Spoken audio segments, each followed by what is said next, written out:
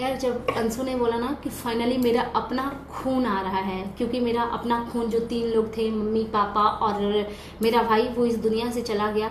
वाकई में वो लाइन बहुत लोगों को इमोशनल करेगा। पर्सनली अगर मैं अपनी बात करूँ, मैं मेरे को ना वो लाइन सुन करके गुज़बम आ गए।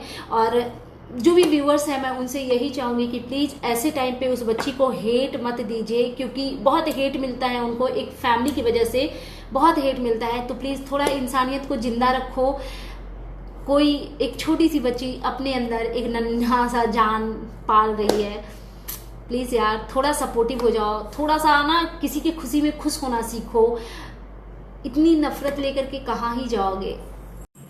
Hey everyone, good evening, welcome back to my channel. I hope you all are doing great. So मैं आ गई हूँ एक न्यू वीडियो के साथ, और आज की वीडियो में बात करेंगे अंशु शुभम ऑफिशियल के बारे में, और थोड़ा सा बात करेंगे आंटी जी के बारे में।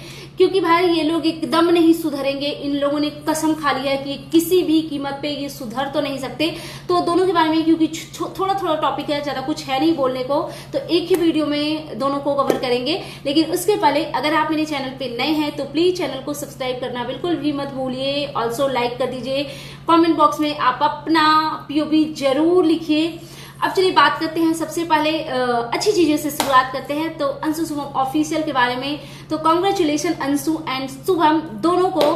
भगवान माता रानी का दिन है। मतलब आपके जीवन में ये खुशी बहुत पहले आ गई थी, और मतलब आना तो नहीं चाहिए था, लेकिन हमारे तक भी ये न्यूज कुछ लोगों द्वारा फैला दी गई थी। बट चलो उस चीज को पीछे छोड़ते हैं। आज फाइनली आपने अनाउंस किया है, तो बहुत बहुत मुबारक हो आप दोनों पति पत्नी को, आपके पूरे परिवार को। क्योंकि एक फैमिली के लिए बहुत बड़ी बात होती है कि उसके घर का चिराग आ रहा है। जो भी बेटा हो बेटी हो, दोनों चिरागी होते हैं मेरे अकॉर्डिंग।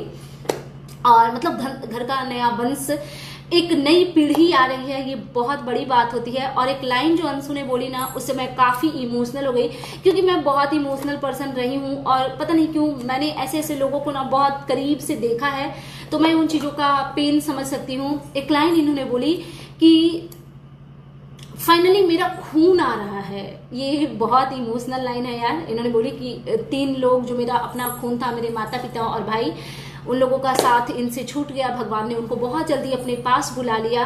तो इनको अब ये फील हो रहा होगा कि फाइनली कोई ऐसा आ रहा है जो इनका खून कहलाएगा। तो ये बहुत बड़ी बात है। भगवान करे कि जो भी आपके जीवन में आ रहे हैं, बेटा हो बेटी हो, कान्हा जी हो, राधिका रानी हो, माँ लक्ष्मी, जो भी हो, भगवान उनको एकदम वरदान बना करके चलाएं कि आपका और उनका साथ एकदम बुढ़ापा तक बना रहे। और अच्छा बच्चा हो, संस्कारी हो, जो अपने माता पिता का नाम रोशन करे। और क्या बोलो, बहुत सारी ब्लेसिंग्स है आपको। और कुछ एडवाइस देना चाहूंगी, वैसे भी मैं दे देती, मेरी आदत है बिना मांगे एडवाइस देने की, और इस बार तो आपने मांगा भी है लोगों से एडवाइस। तो अपने हेल्थ का ख्याल रखिए। कभी कभी मैंने आपको देखा है, आई थिंक आप ऑटो से ट्रेवल करते हो, तो ऑटो बहुत रिस्की होता है, वो जैसे अप एंड डाउन होता है, तो उन चीज़ों से बचिए। और अननेसेसरी का ट्रेवल से बिल्कुल बचिए, क्योंकि एक बार आपके साथ जो भी मिसहैपनिंग हो गई है, चलो उसके बारे में बात नहीं करते हैं, क्योंकि आपकी एज भी कम है, आप थोड़ा अंडरवेटेड भी दिखते हो, तो हमेशा डॉक्टर के संपर्क में रहो। और जितने प्रिकॉशन आप ले सकते हो वो लो। कुछ चीज़ें जो बहुत इंपॉर्टेंट है, कुछ चीज़ आपको अवॉइड करनी चाहिए, वो जंक फूड है, क्योंकि आप लोग बहुत जंक फूड खाते हो। और एक अगर इम्पॉर्टेंट बात मैं बताऊं, तो मैं बता तो दूंगी, बट पता नहीं आप मानोगे कि नहीं, क्योंकि ये सब कुछ मतलब मानना ना हर किसी के लिए पॉसिबल नहीं होता। एक मैं एडवाइस ना हर उस प्रेग्नेंट वुमेन को देना चाहूँगी, जो भी प्रेग्नेंट है। अर्ली प्रेगनेंसी जो होती है उसी टाइम से शुरू करो। जितना आपके अंदर कैपेसिटी है कि आप इतना खा सकते हो, उतना फ्रूट्स खाओ। जितना कैपेसिटी है उतना फ्रूट्स खाओ। नारियल पानी, 1 या 2 नारियल पानी एवरीडे पियो। मतलब पता नहीं ये अनफॉर्चुनेट हुआ है या वाकई में फ्रूट्स और ये ड्राई फ्रूट्स वगैरह का असर होता है। मेरे घर में भी एक बेबी है, मैंने देखी है अपनी देवरानी की जर्नी की किस हेल्दी तरीके से उन्होंने पूरा 9 मंथ निकाला था। मतलब मेरे टाइम में मैं बहुत छोटी थी, तो मुझे तो उतना अकल ही नहीं था कि अपना ख्याल कैसे रखा जाता है, मुझे नहीं पता था। और मेरी सिचुएशन थोड़ी अलग होती थी, बहुत वोमिटिंग वगैरह होती थी, तो मैं कुछ भी खाती थी मुझे पचता नहीं था, और कुछ टेस्ट भी अच्छा नहीं लगता था। लेकिन मैंने अपनी देवरानी की जर्नी देखी है। वो 9 मंथ बहुत हेल्थ, वैसे भी नॉर्मली भी वो हमेशा रहती है, बट उस 9 मंथ में उन्होंने अपना जिस तरीके से ख्याल रखा था ना, वो बहुत ही मतलब एकदम ताज्जुब वाला बात था कि कोई इतना कैसे कर सकता है, हर एक चीज को लेकर के इतना पर्टिकुलर कैसे हो सकता है। तो वही मैं बोलूंगी कि आप नारियल पानी डेफिनेटली पियो। उसे एक तो होगा कि गोरा बच्चा, वैसे भी गोरा बच्चा हो जाएगा, बिकॉज हस्बैंड वाइफ आप लोग दोनों गोरे हो तो फेयर तो हो जाएगा कॉम्प्लेक्शन, और वो उतना कोई मायने नहीं रखता। लेकिन बात अगर बच्चे की ब्रेन की आती है ना, जो एक हेल्दी लाइफ स्टाइल जी करके जो लेडी एक बच्चा डिलीवर करती है, उस बच्चे का दिमाग ही कुछ अलग होता है, बहुत इंटेलिजेंट और स्मार्ट होता है बच्चा।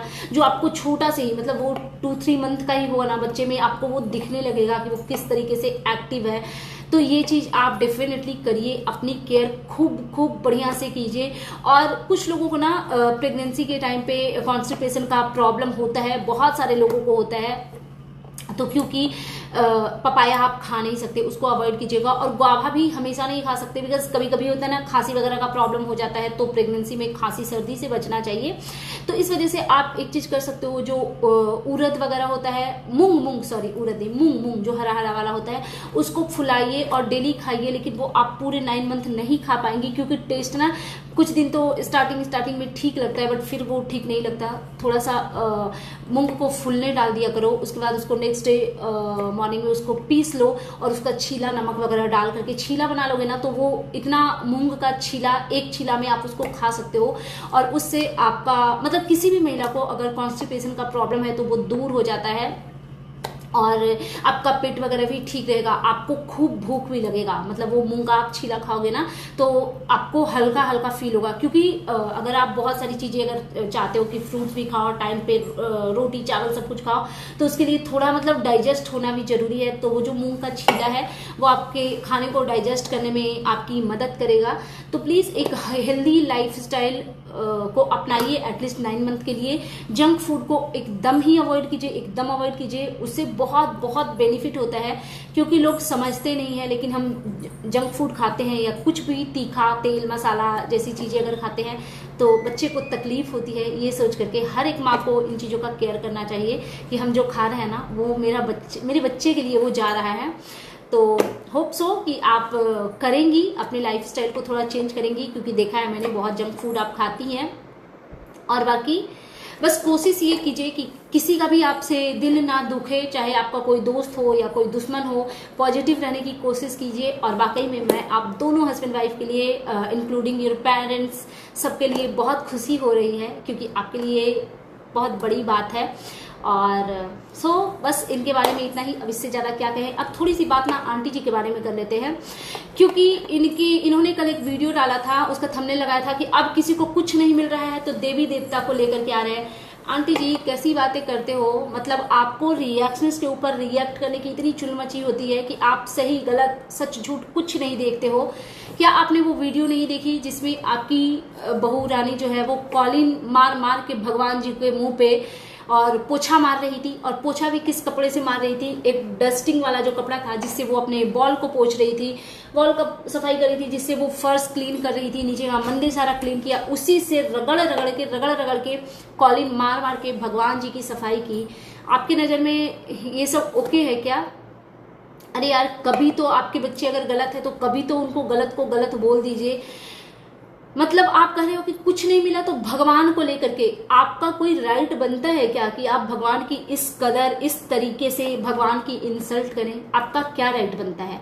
कितना गलत हो आप लोग, कुछ कभी रियलाइज करते हो? आपकी यही बहू कुछ दिन पहले शिवलिंग को सिंक में रख करके उनको नहलाते हुए दिखी थी। अब कुछ लोग ये भी बोलेंगे, जो कि मैंने पहले भी बोला है, कि कुछ लोग इस तरीके से बोलते हैं कि शिवलिंग स्पेसिफिकली उसी के लिए बनाया गया है। आई एग्री, मैं समझ सकती हूँ कि अब जब फैंसी घर बनाते हो ना तो सिंक ही ऑप्शन है जिसमें आप जल लेने का भी काम करते हो, पूजा का बर्तन धोने का भी काम कर सकते हो, दूसरा ऑप्शन नहीं होता वो जो फैंसी वाला जो घर बनता है। आई एग्री, बट नहला पूजा का बर्तन धोने तक समझ आता है, लेकिन वो भी तब जब उस सिंक में और कोई काम नहीं होता।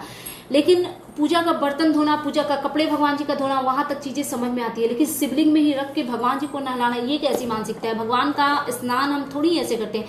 आप लोग चरणामृत का मतलब समझते हो? चरणामृत, पंचामृत नहीं, चरणामृत। वो क्या होता है? वो जो हम भगवान को नहलाते हैं उनके जो चरण धूल के गिरते हैं उसको हम प्रसाद मानते हैं, ठीक है। उसको चरणामृत का नाम दिया जाता है। आज भी मतलब हम लोग एवरीडे हम या तो बाल गोपाल को नहलाते हैं वो, या तो हम शिवलिंग पे जल चढ़ाते हैं वो नीचे से पानी छानते हैं और हम अपने घर के बच्चों को, अपने हस्बैंड को, सबको वो प्रसाद के रूप में चरणामृत देते हैं। और आप लोग क्या कर रहे हो, सिंक में ही डाल करके भगवान जी को, शिवलिंग को नहला रहे हो। आपकी नज़र में ये सही है क्योंकि आपकी बहू ने किया है? तो गलत हो आंटी जी, गलत हो, बट ठीक है, हम जब आपको समझाएंगे ना कि आप गलत हो, गलत कर रहे हो, तो आपको समझ नहीं आएगी चीजें। आपको शायद समझाने के लिए भगवान अपना तरीका अपनाएंगे और जो उनको सही लगेगा वो करेंगे। अब इस पे हम ज्यादा कुछ बोल नहीं सकते। कुछ लोग इस तरीके से भगवान का मजाक बनाते हैं कंटेंट के लिए, और एक्चुअली ब्लॉगर तो ये करने में ना बहुत ही माहिर है। पता नहीं इन लोगों को भगवान से डर क्यों नहीं लगता। हम तो पूजा करने बैठते हैं, पता है, हम दिया जला रहे होते हैं ना, अगर 2-3 बार ऐसे तिल्ली लगाते हैं, माचिस नहीं जलता है, तो एक मन में धुक सा लगता है कि क्या हो गया भाई, मेरा दिया क्यों नहीं जल रहा है। कभी अनफॉर्चुनेटली कभी दिया बुझ जाता है पूजा करते करते, अगर हम मंत्र जाप कर रहे हैं या कुछ भी पढ़ रहे हैं तो वो ध्यान नहीं जाता दिया पे, सडनली ध्यान जाता है कि ओह दिया मेरा कैसे बुझ गया। तो एक ना वो अलग ही मन में डर रहता है और पूरे दिन आप डिस्टर्ब रहते हो कि आपसे ये इतना बड़ा मिस्टेक हुआ तो हुआ कैसे, नहीं होना चाहिए था।